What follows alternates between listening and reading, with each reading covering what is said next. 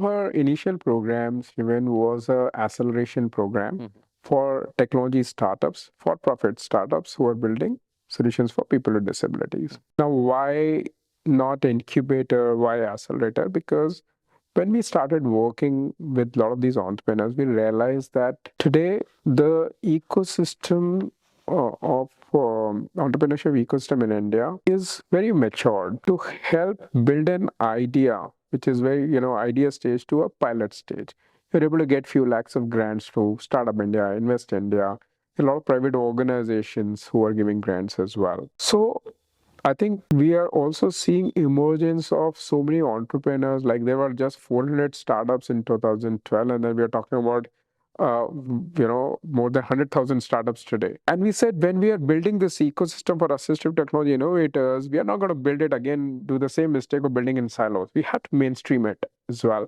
So we're building this ecosystem while the commercial ecosystem of startup is growing as well. So we're latching on to the whole excitement.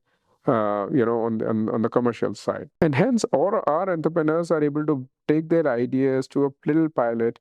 But what they're not able to a lot of time figure out is what's the product market fit? How do you make these solutions real?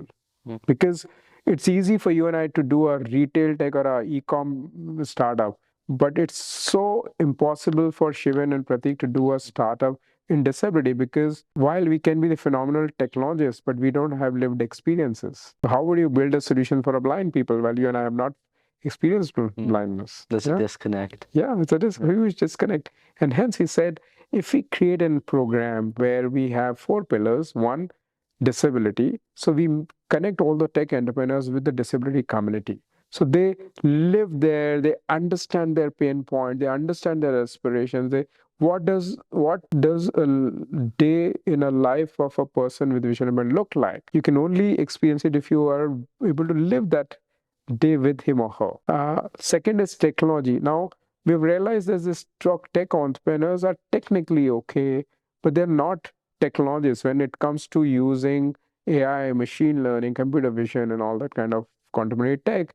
They are not experts. So hence, we are bringing a lot of experts from Microsoft and Accenture and different, good technology organization, free of cost to these entrepreneurs to help mature their product and technology from as well. Third, business, because at the end of the day, you can build the best tech product, but if you're not able to figure out unit economics, if you're not able to figure out distribution, the whole monetization, and in this case, how uncool it is. Think of it, Shivan, that you're building a phenomenal tech product for somebody who can't pay. So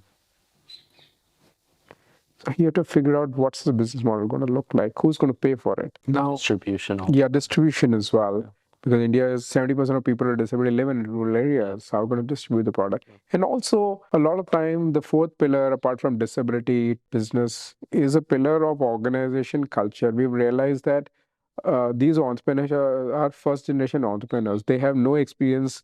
They are CEOs because they are the founders of the organization, but then they have no experience in building the culture. How do you recruit? Like, who wants to join a not non-funded disability tech startup who's struggling anyways on all the fronts? So how do you really attract talent? How do you attract those passionate people? How do you find those passionate people who will align to your cause and help you build what you're building?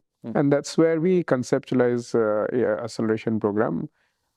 We have 54 startups today in our portfolio who are building solutions for various kind of disabilities. I think in 54, I would say around 20, 22 of them together would have raised 100 crores already. They have 49 to 50 patents, 120 products. They have around 15 to 16 them are today global organizations, because you've also given them market access to not just in India, but outside India as well. So that's a program which has started working very, very well. And we also collaborate with Plus and Global network, because they have a lot of startups in their portfolio as well. So there are a lot of cross-country thinking, thought leadership in terms of solving the problems together. That's beginning to happen as well. And where do you find that balance between, we're working in the disability sector, but we're a for-profit organization? Where do you find that balance for most? No, I think it's a great question.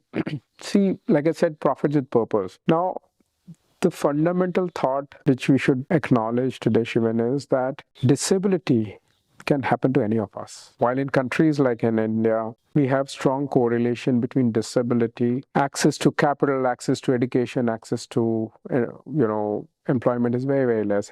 Access to healthcare is less. And hence, if you are born disabled in India, everything is costly to you. Yeah, even buying a packet of milk is costly to you. But if you wear the hat of a tech entrepreneur, assistive technology tech entrepreneur, you'll realize that there are three models. It's not a lot of time in disability tech, we talk about affordability, which is the question and the balance which you're asking. But I think of it as not just affordability, I think of it as business model problem. And there are three options if you're building a tech for people with disability. Number one, if you build a good tech and a person can pay, because disability can happen to any of us, the person goes and buys and pay you that.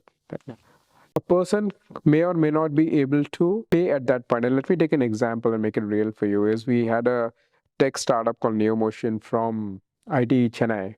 They built a wheelchair, which is an Indian road condition, amazing, design wheelchair, and we also had them built a scooter. So think of a person who has spinal cord injuries. Within house, he or she can move around with a wheelchair. The moment he or she has to go out, it's a battery operated scooter which you can take it out.